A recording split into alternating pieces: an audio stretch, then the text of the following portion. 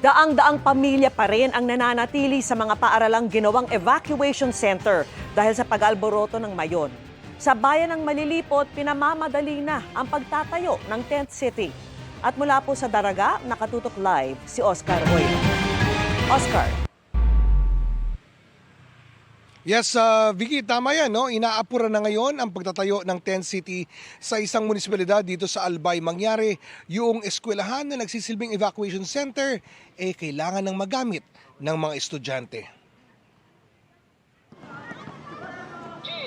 Nasa mahigit 400 pamilya o halos 1,500 na individual pa rin ang nananatili sa evacuation center sa San Jose Elementary School sa Malilipot, Albay. Binisita namin sila kanina at nasa maayos naman silang kalagayan. Sapat naman daw ang supply ng pagkain at may umiintindi umano sa kanilang kalusugan. Yun nga lang, kakailanganin na raw ng mga estudyanteng magsisipagpasok ang eskwelahang tinitirahan nila sa kasalukuyan. May patakaran yung ating Department of Education na supposedly pag ginamit mo yung classrooms, it should not exceed sa 15 days. Kaya naman inaapura na ang pag-i-install ng tent city malapit sa naturang paaralan.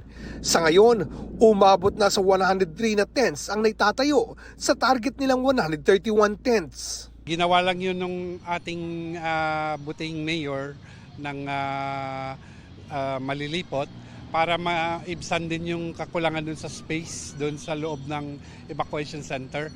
Yun nga lang, pangamba ng ilan. Mainit po. Mainit po dyan.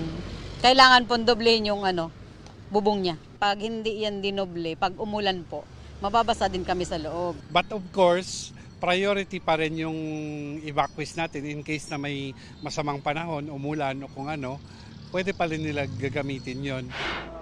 Base sa pinakahuling impormasyong nakuha sa PHIVOLCS, nananatiling na sa Alert Level 3 ang Bulkang Mayon na nagpapakita ng mataas na aktibidad.